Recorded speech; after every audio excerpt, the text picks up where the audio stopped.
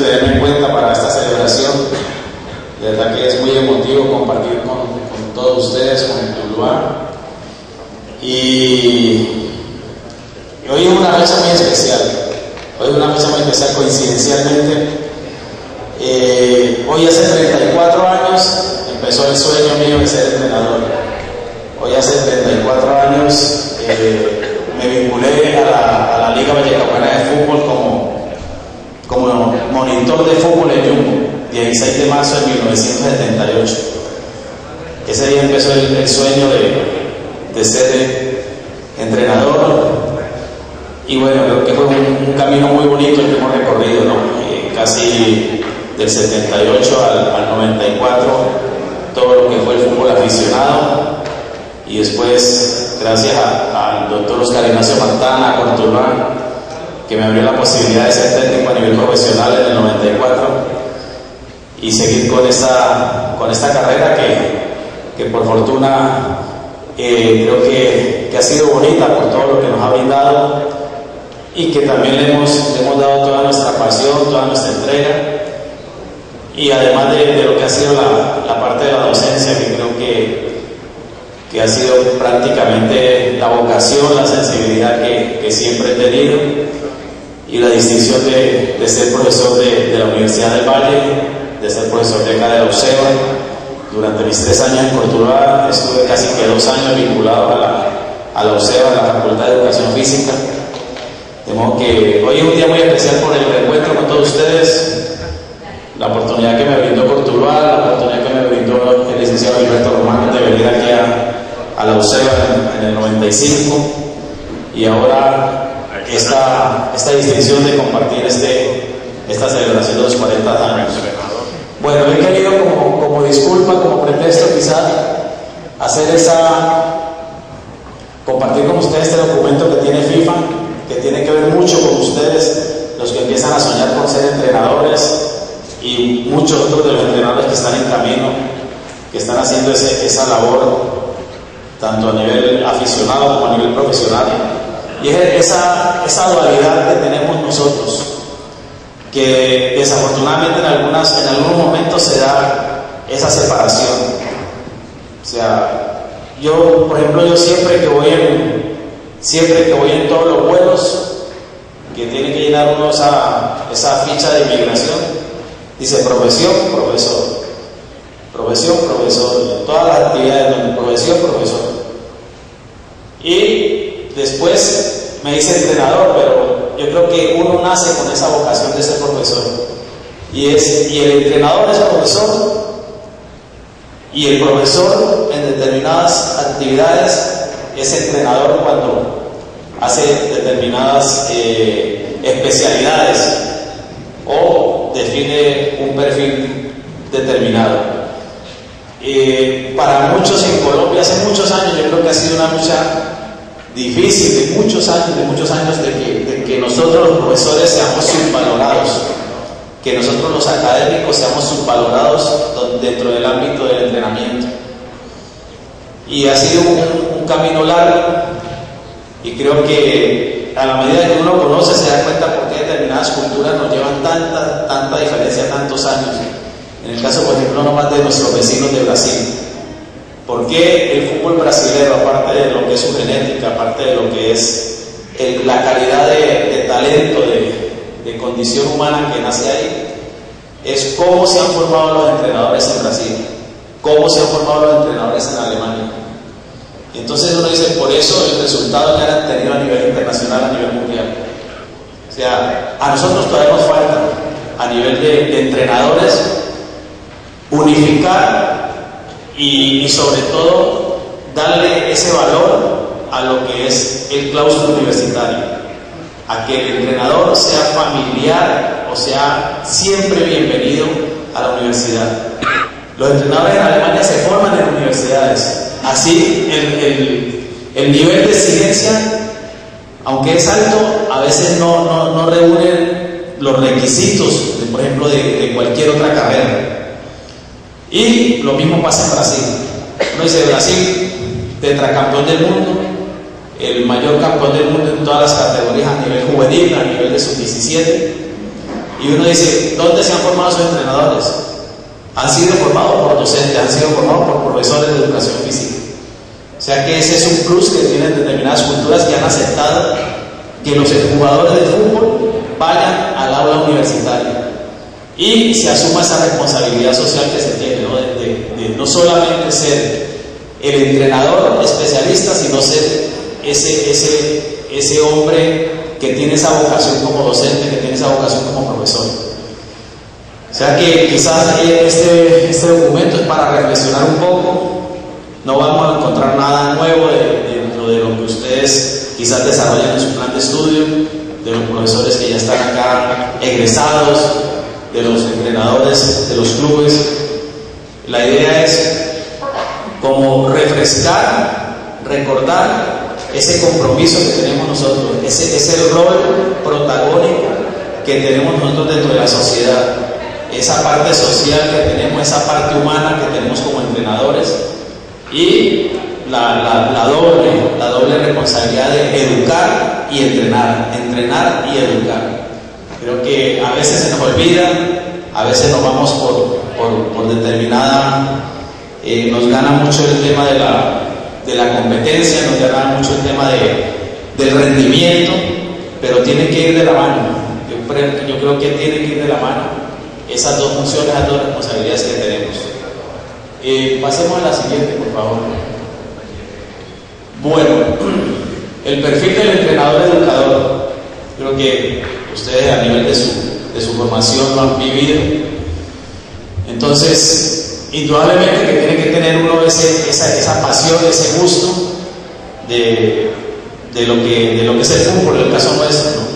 Ese rol de entrenador educador creo que se cumple en todas las actividades, ¿no? El de baloncesto, el de voleibol, el de natación, el de todos los deportes, el de atletismo. Pero en el caso nuestro, que tocamos el fútbol, vamos a encasillarnos en esto, ¿no?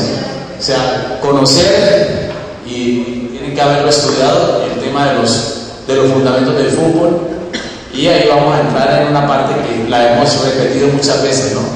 El partido de equipos pequeños, el método de juegos, el método de ejercicio, las habilidades básicas, lo que es la parte de la pedagogía, de la metodología, los métodos de aprendizaje, la organización de las sesiones de entrenamiento, las sesiones de clase, los festivales y torneos. Es algo muy general dentro de lo que ustedes, algunos ya están realizando, otros deben de proyectarse ya para realizar, e ir viendo qué puntos debemos tener siempre en cuenta en esa función que cumplimos. Bueno, y algo que es bien obligatorio, ¿no? Dentro de nuestro estudio, dentro de nuestra formación académica, es el cada día conocer más ese ser humano. O sea, creo que nosotros venía conversando con el profesor Carlos Méndez, con el profesor Gilberto Román ahora temprano, de la gran responsabilidad que tenemos nosotros como profesores y como entrenadores. Y cada día más exigente, ¿por qué? Porque hoy en día está muy de moda y es algo que desafortunadamente la ciencia médica no ha podido controlar. Es lo de la muerte súbita. La muerte súbita, y cada día más en niños y más en jóvenes. Y nosotros tuvimos un insuceso acá en Cortuluá, bueno, que por fortuna no fue dentro de un entrenamiento, que fortuna no fue dentro de la actividad con el equipo, con el club, y se dio. Y creo que todos recuerdan a Otoniel Tascón. Creo que aquí lo debemos de tener presente siempre. Y cada día están muriendo en el mundo deportistas de élite, deportistas de alto rendimiento, por esta situación. Y ahí está la responsabilidad nuestra, la responsabilidad de nuestras instituciones, la exigencia nuestra como profesores, como docentes, como entrenadores, y después vamos a ver una parte de lo que debemos de nosotros cuidarnos, debemos de ser muy detallistas en ese sentido. Entonces es un aspecto que hay que tener bien claro, y lo que son las características del niño como ser humano, de las diferentes edades, del perfil psicológico del niño, de las características morfofuncionales, anatómicas, fisiológicas, psicológicas. Hoy en día o sea, todas las generaciones son diferentes, los hijos nuestros son diferentes, los nietos nuestros van a ser diferentes, nosotros fuimos diferentes. Y por eso la exigencia, a veces nosotros queremos triunfar con un método que en un momento dio resultado. Por ejemplo, ya me fui de aquí me fui de aquí de Cortuluá hace 18 años, o llegué aquí a Cortuluá hace 18 años y me fui hace 15 años de Tuluá. Y ya uno encuentra otras generaciones, encuentra otra juventud, y por eso tenemos que estudiar cada día para saber entender, para saber comprender y tener esa documentación y toda esa información de por qué quizás lo que en un momento dio resultado ahora ya no da resultado, en el aspecto, por ejemplo, de aprendizaje, en el aspecto de entrenamiento. Y cada grupo cambia mucho de una generación a otra, o lo que a veces pasa en el fútbol profesional o en determinados equipos de segunda división, cuando uno tiene grupos heterogéneos donde hay hombres grandes, por ejemplo en el fútbol de 35 años, de más años, de 32, de 33, de 30 años, y tiene jovencitos de 17, 18 años que están proyectándose en el fútbol. Entonces ahí viene otra exigencia para uno como profesor, saber identificar de que dentro de un solo grupo tiene dos grupos diferentes con diferentes comportamientos, con diferentes características fisiológicas, de comportamiento, conductuales, psicológicas, y tiene que estar uno estructurado para saber manejar esas diferencias. La siguiente. Bueno, dentro del programa de fútbol base de la FIFA, estas son las recomendaciones y lo que varios de ustedes quizás ya están desarrollando y que debemos tener siempre en cuenta, ¿no? Los niños son la parte más importante de las actividades y el entrenador educador debe velar por su desarrollo. Es la responsabilidad que nosotros tenemos, y como les decía, ¿no?, ese desarrollo en lo deportivo, en lo psicológico, en lo social y en lo educativo. Y ahí es donde se integra esa doble responsabilidad. Y por eso todo lo que nosotros podemos adquirir en nuestra formación como docentes, para los que se inclinan por esa parte de rendimiento, por esa parte de entrenamiento, cumplirla con buen nivel.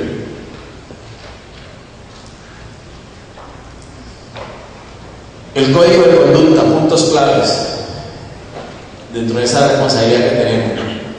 Servir de modelo, congruencia entre las palabras y las acciones. Creo que es un tema muy amplio, un tema que cada día pasan los años y cobra siempre vigencia por la responsabilidad que tenemos nosotros de manejar los hijos de otros.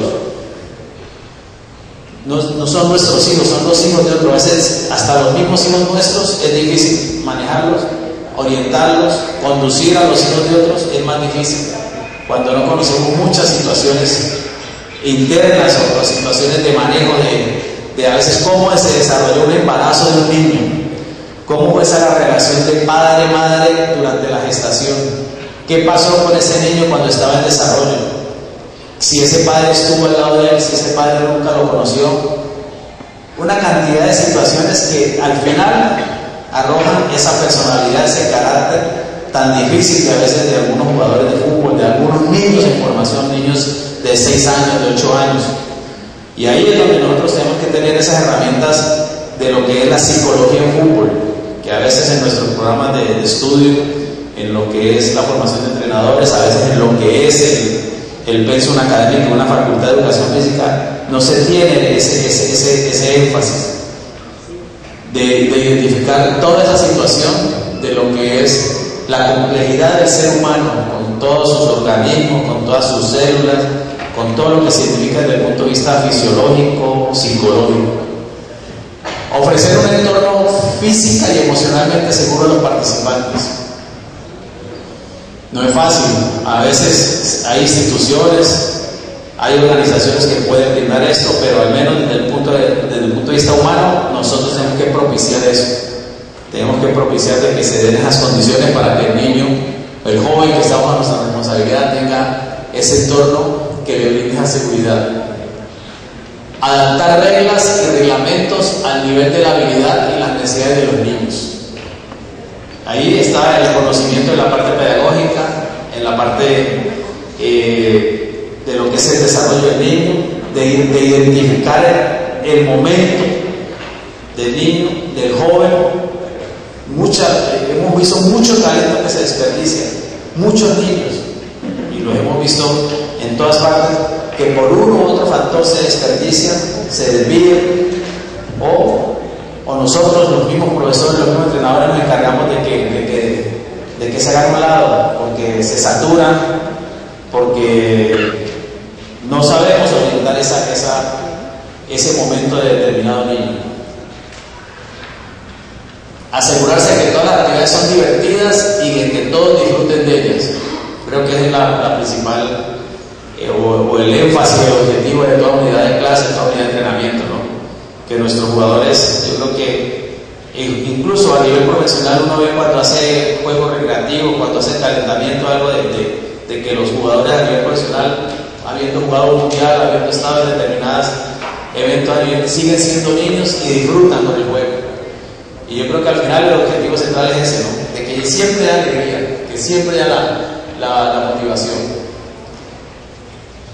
Y lo que nos corresponde a nosotros, ¿no? Felicitar y animar a todos los participantes, ese constante estímulo.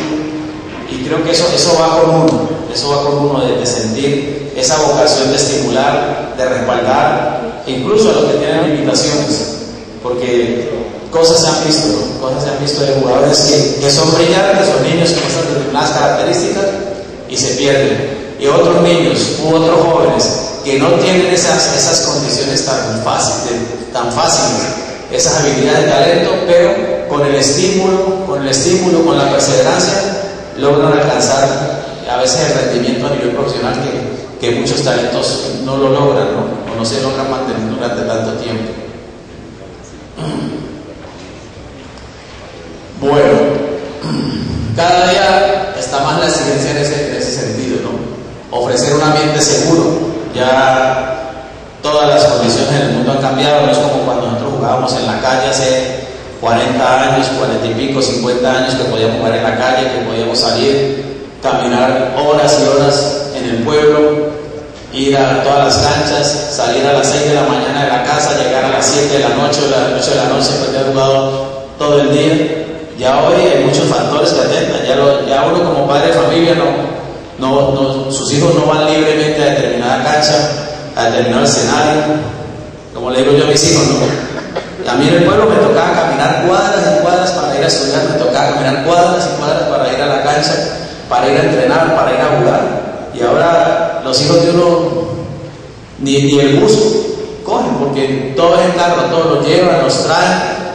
No saben lo que es atravesarse una calle, lo que es atravesarse una avenida, lo que es pisar barro, lo que es todo lo que nos tocó a nosotros. O sea, todas esas condiciones de seguridad hoy hay que propiciarlas, porque ya todo el entorno ha cambiado de seguridad, de tranquilidad para los padres de familia. Hoy a uno como entrenador, como profesor, si le pasa algo a algún niño, te demandan, te montan una tutela, se te acaba la profesión, se te acaba todo. En el momento en que a un niño o a un joven le pase algo por no brindar esas situaciones dentro del trabajo. Se debe suministrar equipamiento seguro y adecuado, es lo ideal. Son muy pocas a veces en nuestro medio, en Colombia, y casi en Latinoamérica es difícil, ¿no? A veces no todas las escuelas de fútbol, todas las organizaciones le brindan esto, ¿no? Ni en canchas, ni en equipamiento, ni en balones, ni en zapatos.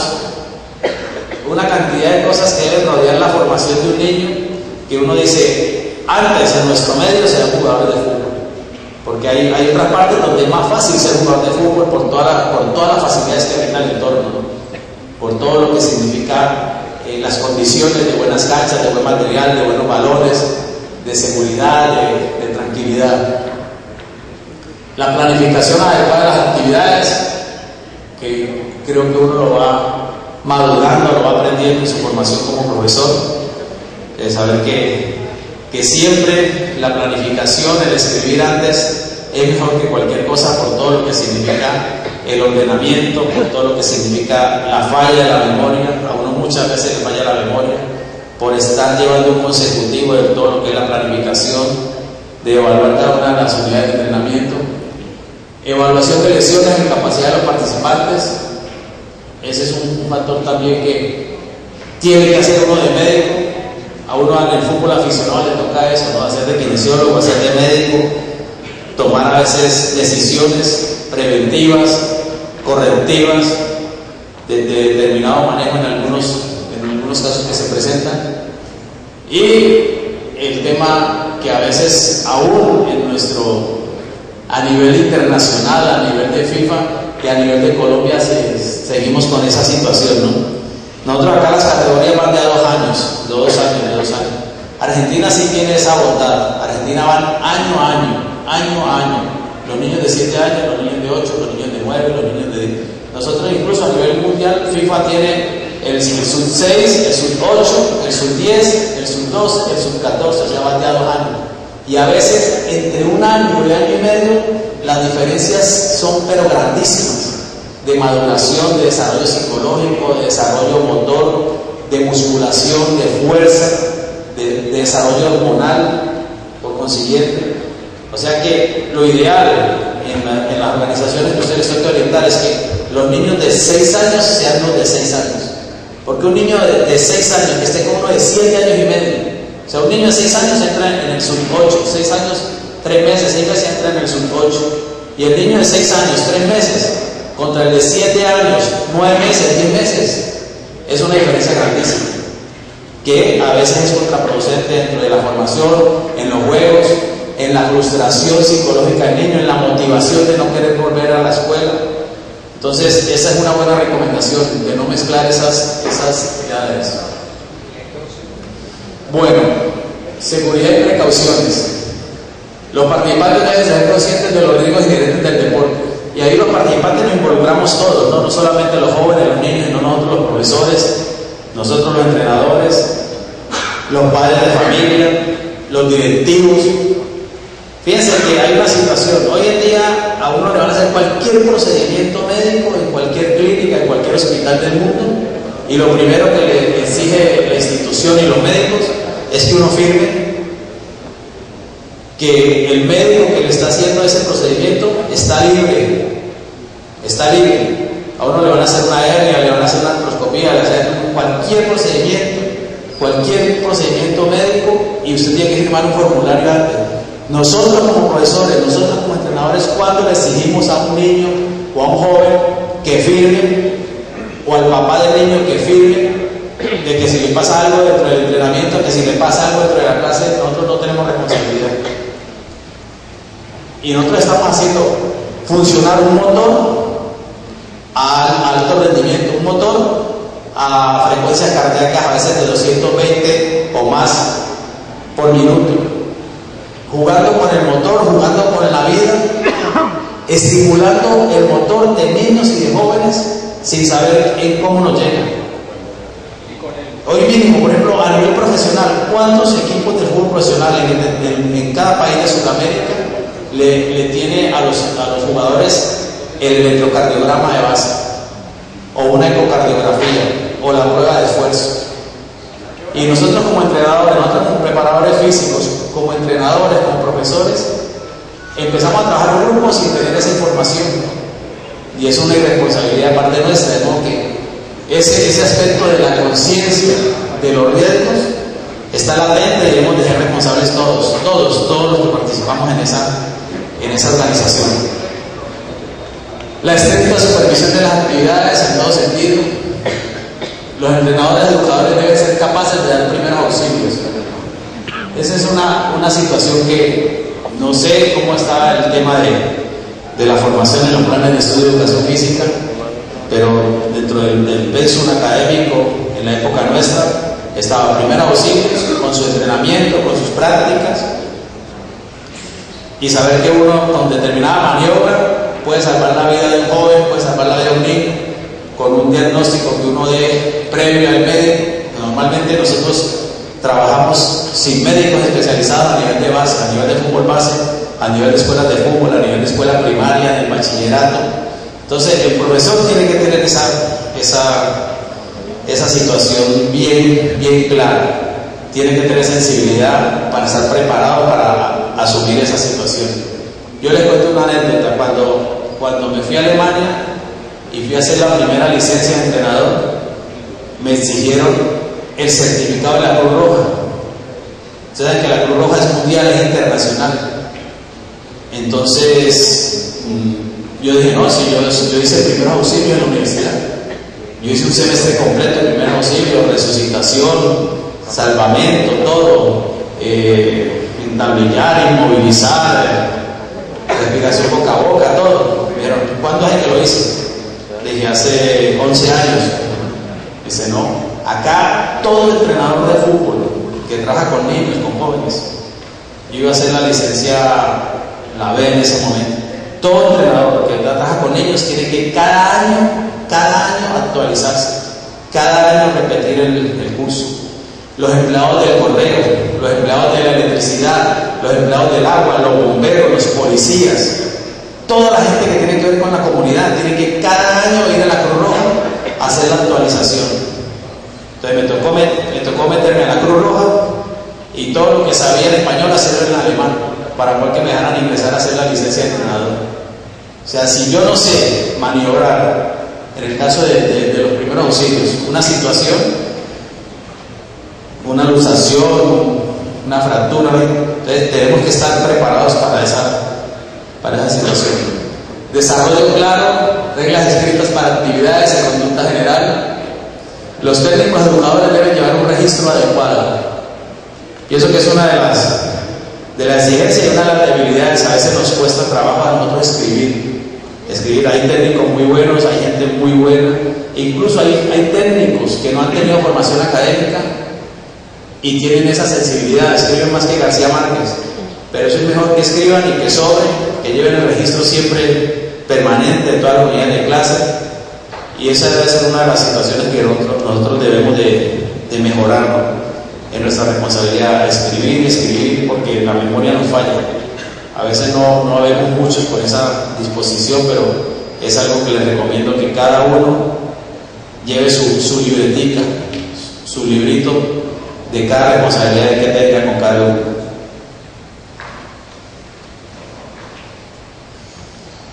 Bueno, el técnico educador, las funciones principales, creo que ahí se va resumiendo, ¿no?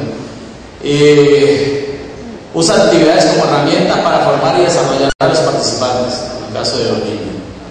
Desarrolla participantes de acuerdo con su nivel de desarrollo, o sea, el tema de identificar que esa es otra situación cuando hablamos de las edades, ¿no? Que es una de las bondades que tiene el fútbol argentino, en el caso del fútbol base, de la formación de niños. Dentro de los mismos niños de 6 años pueden haber niños diferentes, los mismos niños de 7, 8 años pueden haber niños diferentes en su desarrollo. Entonces, si se mezclan con otras edades, con mayor razón. Ayudar a los jóvenes participantes a perfilarse como hombres y como mujeres. Entonces ahí entra la labor de educador nuestro. O sea, el saber que esos niños son disciplinados, que si esos niños se entrenan con gusto, son mejores hombres, son mejores mujeres, desde el punto de vista psicológico, desde el punto de vista fisiológico. Lo que a uno, por ejemplo, en el caso mío, lo que significó el deporte, lo que significó el fútbol para mí, de salvarme del vicio, de salvarme de la guerrilla, de crecer en un momento difícil, por ejemplo, de lo que fue la adolescencia mía en Yumbo, de saber que estuve con muchos de mis compañeros de niñez y de adolescencia.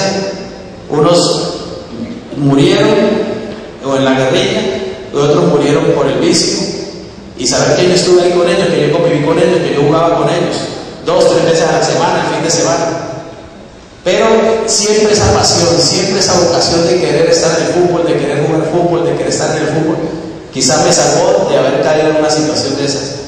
Yo creo que ahí es donde está el papel de nosotros como entrenadores, como educadores, de estar orientando, estar haciendo énfasis que somos saludables, que si comemos bien, que si nosotros no contaminamos nuestro organismo, nuestro cuerpo humano, que si nosotros tenemos una buena sangre, nuestros hijos van a tener buena sangre, que todo lo que nosotros sembremos se lo vamos a transmitir a nuestros hijos en hábitos, en conductas, en la parte de lo que son de la parte genética.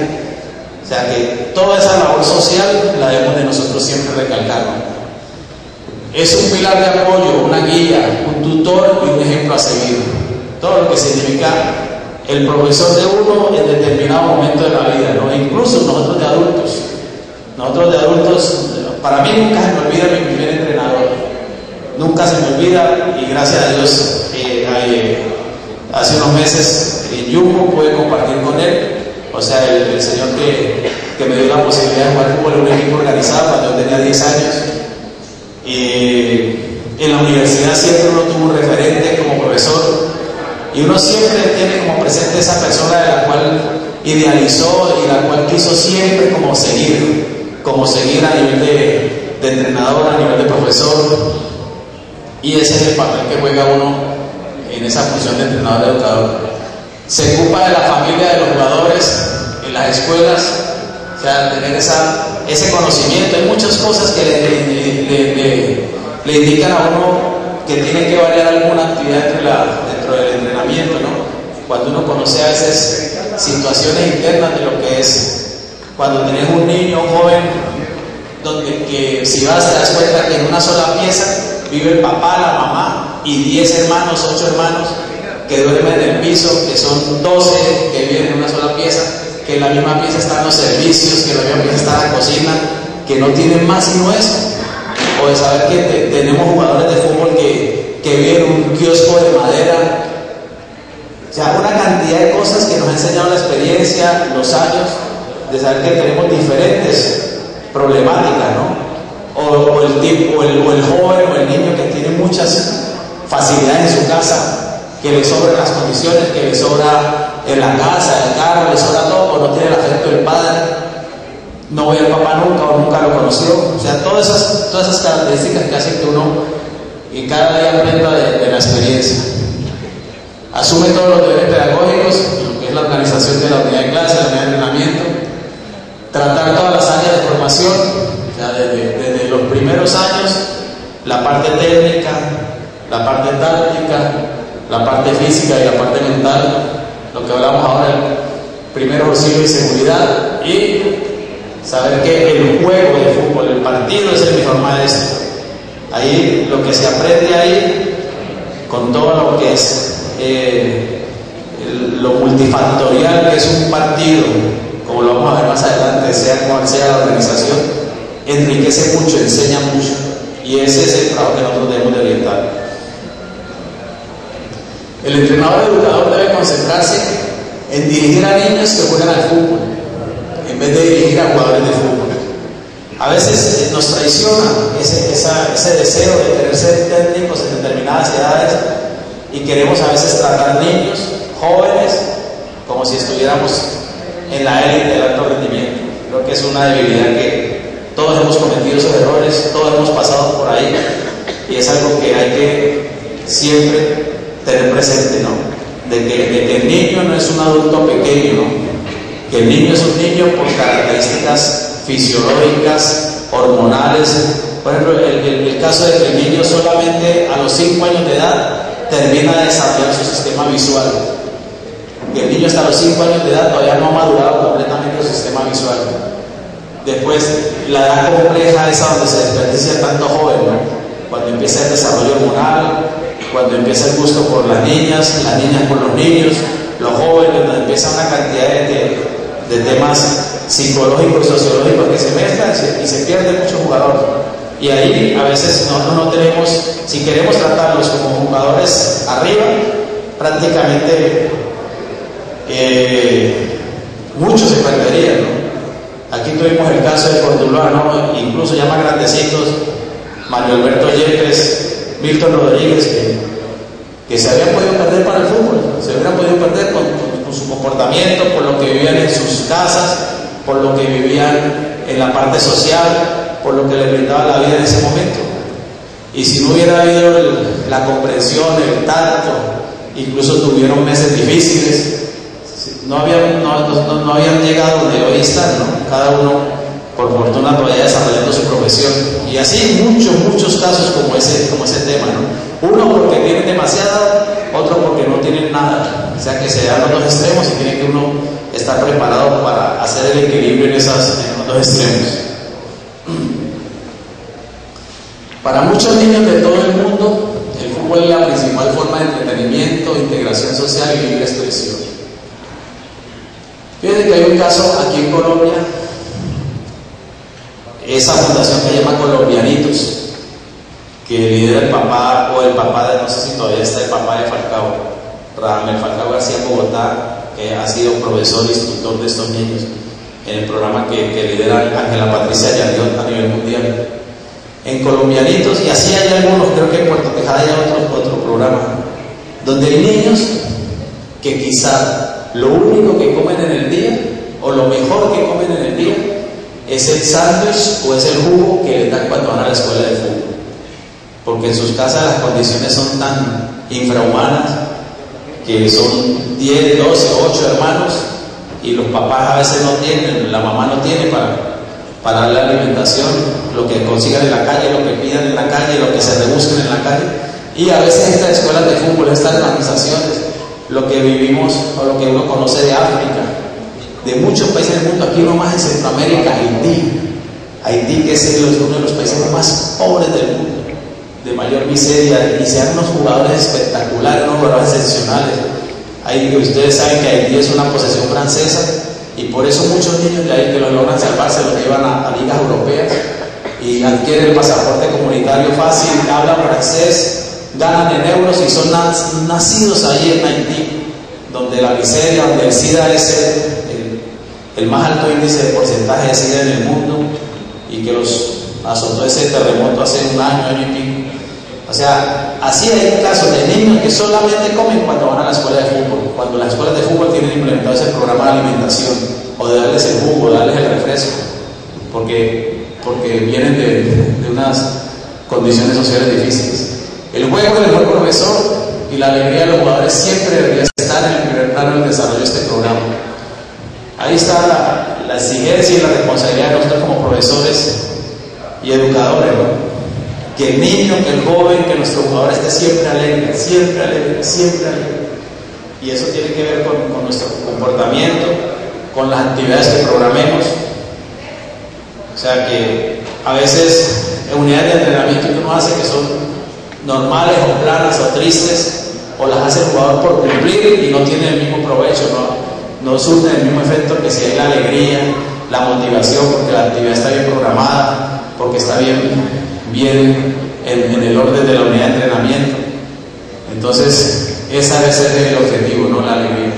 La obra del educador debe ser dinámica, simple, emocionante y satisfactoria, respetando siempre las características físicas, fisiológicas y psicológicas de los niños.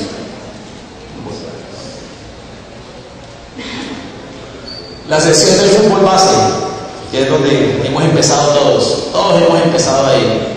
Yo me acuerdo que yo empecé con un equipo de un colegio en Confante, con niños de 8 a 10, de 10 a 11 años, y todos empezamos a ir a jugar al fútbol, aprender, divertirse, jugar con alegría. La idea es aprender a jugar jugando, aprender a jugar jugando, que es la premisa del fútbol base. La parte principal consistirá en partidos y ejercicios, ahí viene la mezcla. Tendrán que combinarse y sobre todo alcanzar las metas que el entrenador educador ha fijado para la sesión. Las sesiones deberán centrarse en partidos con equipos pequeños, partidos de equipos reducidos. Siempre el juego va a ser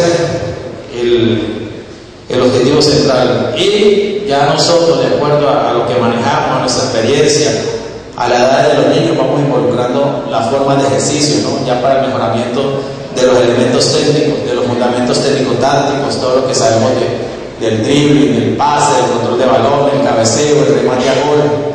Todas esas situaciones ya que las vamos mezclando entre jugar y ejercitar, ejercicios y juegos. El juego brinda enorme alegría a los niños.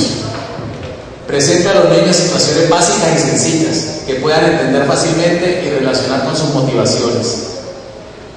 Importantísimo eso, ¿no? De que siempre vamos de lo fácil a lo difícil, de lo sencillo a lo complejo.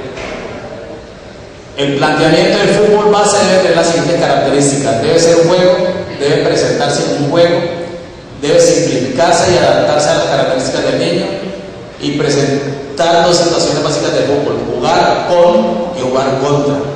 O sea, lo que significa que siempre se va a dar, ¿no?, la posesión y la oposición. Cuando tengo, cuando no tengo el balón. Jugar con, jugar contra. La situación que estamos viviendo y que la hemos vivido, históricamente en todo el desarrollo del fútbol. Todos recordamos Brasil del 70, todos recordamos Holanda del 74, todos recordamos Colombia del 90, o recordamos o los jóvenes de ahora y los niños de ahora, cuando tengan más edad, van a recordar ese Barcelona de ahora, ¿no?, que nos divierte con la colectividad, con la asociación, y que es algo que hay que estimular y que se puede desarrollar con muchos grupos, siempre y cuando haya continuidad, siempre y cuando haya conceptos claros, siempre y cuando se logre esa mentalización. Yo creo que una de las grandes satisfacciones, miren, presentar dos situaciones básicas de jugar con y jugar contra, pero primero jugar con nosotros mismos. Una de las satisfacciones grandes, por ejemplo, en el caso nuestro, a nivel de selección nacional de Colombia, fue la sub-20 de Emiratos Árabes, porque gracias a Dios, en distinciones como por ejemplo las que le dio la niña aquí, el ser profesora de honores de la UCEBA, el ser distinguido por la Asamblea Departamental, por el Consejo de Tuluá, por la Presidencia de la República, pero que te digan después de un torneo que tu equipo fue el mejor colectivo del mundo, es lo mejor que le puede llegar a uno como entrenador de fútbol. Y eso fue un reconocimiento que hizo FIFA al grupo sub-20 de Emiratos Árabes, que en su primera fase de preparación tuvo al doctor Martán como delegado, que por ahí dejamos alguna herencia en la Federación de Fútbol, de que ese equipo haya sido calificado como el mejor colectivo del mundo. Entonces ahí está la recompensa y la mayor satisfacción para uno, ¿no? Y de ahí todos los jugadores que se han ido proyectando en el fútbol mundial. Bueno,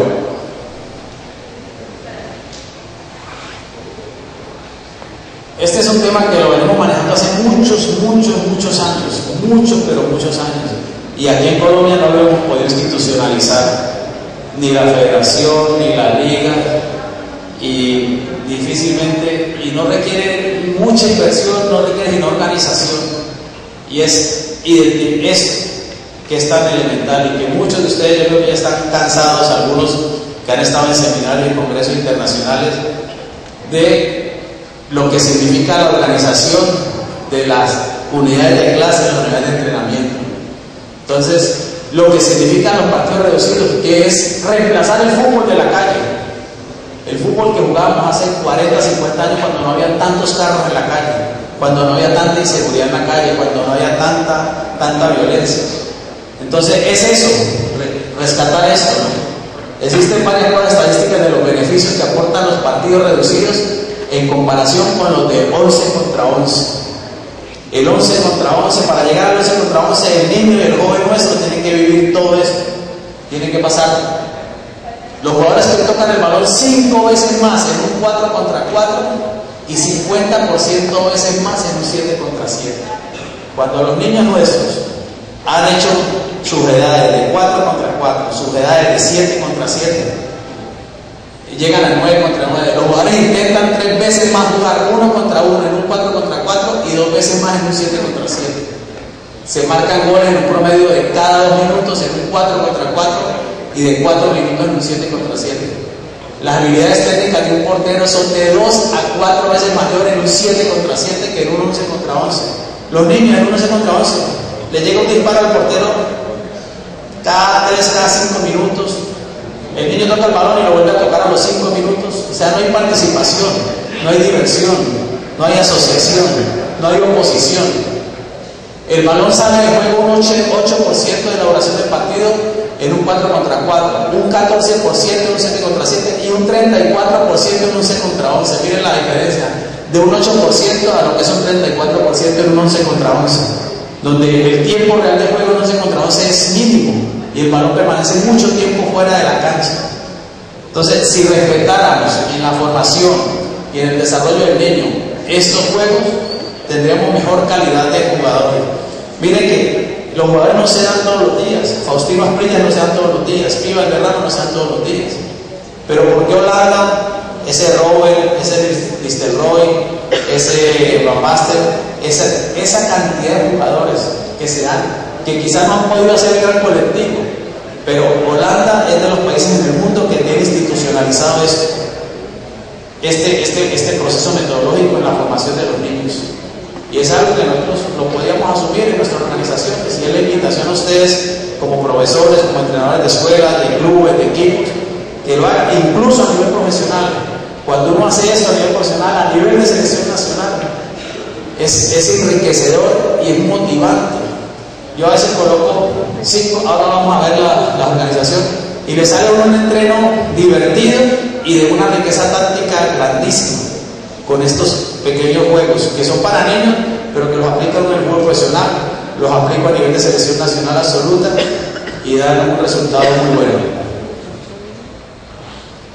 Bueno, en partidos reducidos cada jugador juega todo el tiempo, recibe el balón más a menudo, trata de anotar todo el tiempo, puede jugar libremente, siempre es animado por el entrenador, por la cercanía, recibe el apoyo de sus padres y de los técnicos. Hay una tablita de lo que es las organizaciones de las 4 estructuras de juego: el 4 contra 4, el 5 contra 5, el 7 contra 7, el 9 contra 9, dependiendo de las edades, ¿no? De 6 a 8 años, de 9 a 10 años, de 11 a 12 años. El fútbol base en FIFA lo tiene clasificado de los 6 a los 12, que ahí es donde hay que sembrar, y sembrar bien para no pasar lo que nos ha pasado y lo que ha pasado en muchas partes. Si no sembramos bien, se vienen 12, se vienen 14 años de frustraciones. Si sembramos bien, podemos recoger más continuamente. Bueno, ya en la parte micro, lo que es la sesión de fútbol base, ¿no? Primero, el objetivo de la sesión. ¿Qué quiero estimular en esa unidad de clase? ¿Qué fundamento técnico? ¿Qué elemento técnico-táctico quiero estimular? ¿Qué voy a desarrollar con el juego? ¿Qué voy a desarrollar con los ejercicios? Tener en cuenta el número de participantes, el nivel de los participantes, la selección de partidos y ejercicios de acuerdo a las edades, el material para la sesión, lo que necesitemos, la distribución, la organización en el campo, la evaluación y la evaluación final de la sesión de la unidad de clase, que creo que es un ciclo que debemos de manejar todos los profesores, todos los educadores. Al final de cada entreno, al final de cada clase, confrontarnos a nosotros mismos.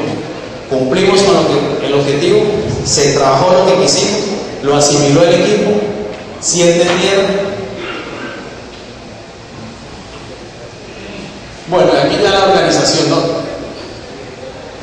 Es lo que significa el 4 contra 4 en un 12 por 20 de medidas, o medidas de 15 por 25, y un 5 contra 5. Incluso a nivel internacional en Alemania una vez vi enfrentarse la selección sub-12 de Alemania contra la selección sub-12 de Holanda en 7 contra 7.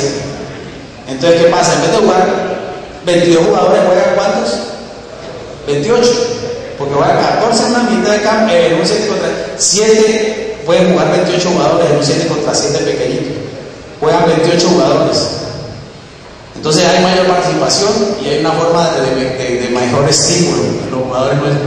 Por ejemplo, ahí, si vos tenés 5 contra 5 y 5 contra 5, acá 5 contra 5, entonces acá son 20 jugadores de un equipo y 20 del otro, 10 de uno, 10 del otro, o allá en el de 4 contra 4.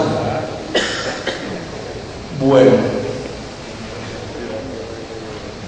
el 7 contra 7. ¿Cuáles son las razones para jugar con 7 jugadores por equipo? Adaptar el juego a los campos existentes.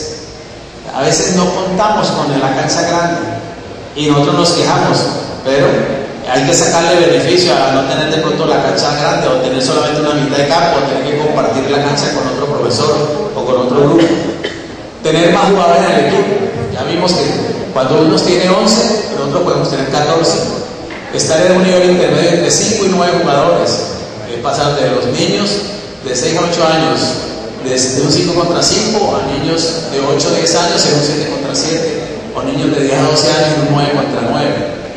Introducir los conceptos de posición y zona. Estos pequeños juegos nos permiten la aplicación de los principios tácticos ofensivos y defensivos con mayor énfasis. Nos permiten que los niños lo desarrollen permanentemente y se vayan culturizando, se vayan mentalizando desde el punto de vista de su enriquecimiento táctico. De desarrollar el juego en equipo, introducir nuevas reglas que va dependiendo de la creatividad de uno, ser ejemplo de progreso y de desarrollo.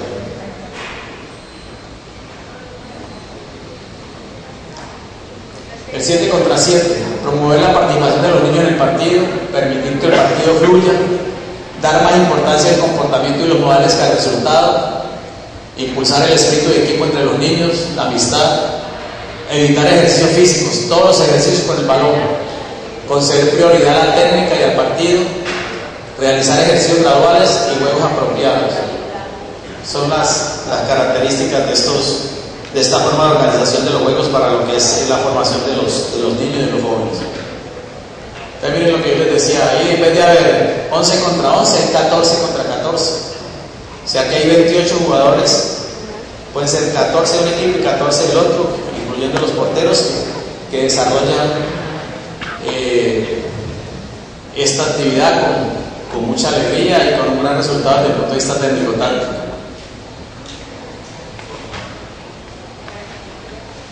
Y antes de llegar a los contra 11, o sea que ya son los sub 14, son los sub 16, estos sub 12 hacen el 9 contra 9, o sea los niños de 10 a 11 años,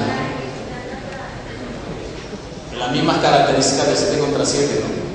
Tener más jugadores en el partido, estar en un nivel intermedio entre 7 y 11, ocupar mejor el campo, crear armonía entre las líneas, desarrollar el juego en las bandas, alentar el juego ofensivo, desarrollar la adaptación del individuo del equipo, progresar y desarrollarse. O sea, desde ahí se empieza el niño a culturizarse desde el punto de vista técnico-táctico, a que su riqueza, su talento técnico lo aplique en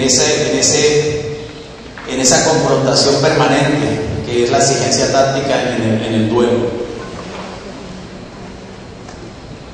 El 9 contra 9 aumenta el número de duelos de 1 contra 1 y la situación de defensa, 7 por equipo. Hace que los movimientos técnicos tengan más precisión y sean más rápidos. El técnico educador debe fomentar el aprendizaje de la técnica, controlar, correr el balón, regatear todos los elementos técnicos tácticos en el fútbol. La relación cuerpo-balón es el componente principal de la sesión. En los partidos el educador debe desarrollar los principios del juego en equipo, disponer una organización uniforme del equipo, posicionar a los jugadores, poner en marcha un sistema, jugadas colectivas de jugadores, mantener el balón, retroceder cuando se ha perdido el balón, lo que hablamos ahora. O sea que se aplican todos los fundamentos técnico-tácticos, ofensivo y defensivo en estas formas de organización.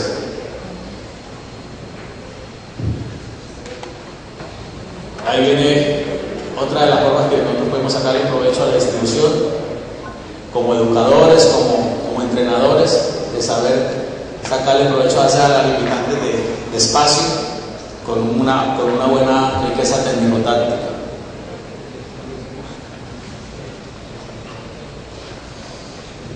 Bueno, esto es lo que hablábamos al comienzo, ¿no? Que tenemos que luchar todos tenemos que luchar, todos los que estamos involucrados en el fútbol, y es prevenir este tipo de situaciones. Siempre es importante ofrecer a los niños un entorno seguro. El técnico educador puede centrarse en el juego sin aprensión ni temor. El niño puede evolucionar y divertirse sin riesgos. Y es cuando existe, por ejemplo, en el caso de que a tu escuela o que tu equipo, todos los niños, todos los jóvenes, todos los jugadores tengan seguro médico. Y va a haber algunos casos en que o la familia lo adquiere si tiene condiciones, o hay que hacer un paquete colectivo de parte de la institución, porque es mejor prevenirlo. Entonces ese es un factor que nosotros podemos estimular como con los directivos, con la gente de nuestro gobierno municipal, con la gente de la escuela de fútbol donde trabajemos, del club donde trabajemos. Los maestros y los padres llevan a sus niños al técnico educador y depositan en él toda su confianza. La seguridad general y personal de varios niveles, ¿no? El seguro del niño, el chequeo médico del niño, la sesión de fútbol, el torneo de fútbol, festivales que vimos ahora, y la prevención de esos temas que cada día están más preocupantes. O sea que nosotros debemos estar preparados tanto para nosotros hacer la prevención, el auxilio, como también nosotros cubrirnos como profesores y como entrenadores en que las instituciones para las cuales trabajamos tengan esas garantías. En todo festival, en todo torneo debe haber eso, ¿no? La seguridad, el juego limpio y la actitud de los entrenadores, padres y aficionados. Incluso la FIFA está promulgando a nivel mundial el saludo después de los partidos en estas categorías, que los niños en estas categorías después de los partidos se estrechen la mano, los entrenadores, para promulgar el juego limpio y que se combine esa premisa de que por medio del fútbol se educa y se forma. El apretón de manos entre los jugadores, árbitros, entrenadores antes y después del partido, y sobre todo después del partido, cuando ya hay un resultado, cuando ya hay una calentura, es importante que nosotros tengamos esa formación y podamos desarrollarla. Bueno, y ya después quise introducir este documento diferencial entre el entrenador de élite, el entrenador de rendimiento, con las características que ustedes ven ahí, todo lo que son lo que hace el entrenador de alto nivel, sus funciones principales. Ya ahí va a quedar el documento para que tengan ustedes la copia. Y la siguiente, lo que es las funciones, las características y las funciones principales del entrenador educador, que se diferencian y que debemos de tenerlas bien claras para no confundirnos nosotros ni confundir a nuestros niños. Y al final la síntesis, ¿no? La síntesis de lo que es la función nuestra como entrenadores, ¿no? Lo que es el rendimiento, lo que son la personalidad, los factores sociales y ambientales, todo lo que hemos hablado ya en una forma resumida. Las competencias clave requeridas por el entrenador educador, o sea, lo que nos compete a nosotros como entrenadores educadores: el arte de formular las preguntas, utilización del lenguaje corporal, la capacidad de observación, la paciencia y la capacidad de escuchar, saber escuchar a nuestros jóvenes, a nuestros niños.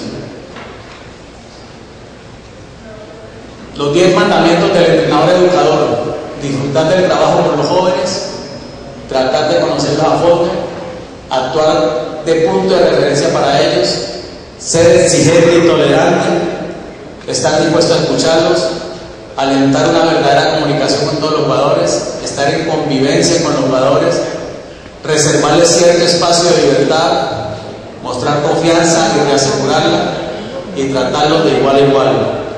Lo que se debe evitar, para terminar, lo que nosotros debemos de evitar como profesores en estas edades: gritar permanentemente y ser agresivos, querer entrenarlos o exigir que jueguen como si fuesen adultos, olvidar la primera motivación de los juveniles, que es la alegría de jugar, olvidar los fundamentos básicos del juego, fijar objetivos inaptos para la edad de los jóvenes, conducir sesiones de entrenamiento rutinarios. Ahí es donde es otra de las exigencias que tenemos, esa variedad que tenemos que tener en la creatividad y en el diseño de la unidad de clase. Insistir demasiado tiempo en el mismo ejercicio, presentaciones y explicaciones demasiado largas, interrupciones demasiado frecuentes en la sesión de entrenamiento. A veces somos muy cansones cuando paramos un entrenamiento, una unidad de clase, para dar y dar cantaleta y echar cantaleta y repetir. Eso es un error desde el punto de vista pedagógico. Criticar a un jugador delante de todo el grupo, aceptar un deterioro del ambiente de aprendizaje y el entorno futbolístico del jugador. Es lo que debemos de evitar como profesores entrenadores. Hay una máxima de Rinus Michel, que fue entrenador de la selección holandesa.